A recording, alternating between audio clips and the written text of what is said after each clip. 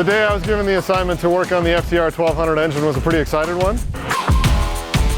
It's a very new segment for us, and it's clearly a new chapter in Indian's history.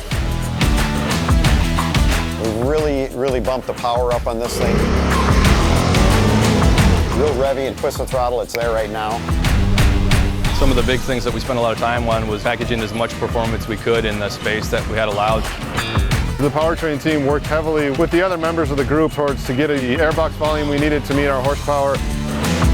We incorporated the intake manifolds into the cylinder heads, and we also changed over from a single bore throttle body up to a dual bore to increase the flow and performance of the engine.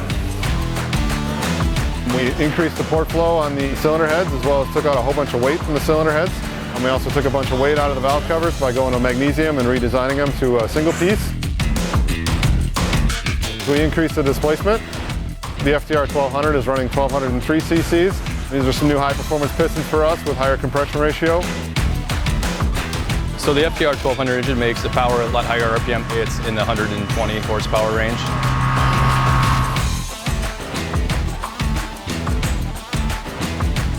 Also, the other big difference is we pulled a lot of mass and inertia out of the crankshaft to make it rev quicker and snappier and just give it a way different feel for the entire bike. With the low inertia crank and the new cal and the higher rev limit, it's very snappy. It loves to lift that front tire in second gear, so it's been a blast to ride.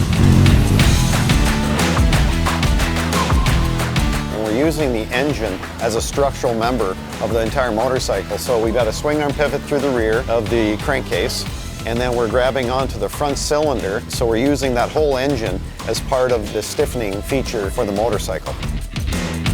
One of the nice things about the FTR 1200 is the flat torque curve. It's very linear, so it makes the power you need, and it also comes on whenever you want it. I really like the additional power and the peakier rev. It just feels really snappy and it's fun to ride.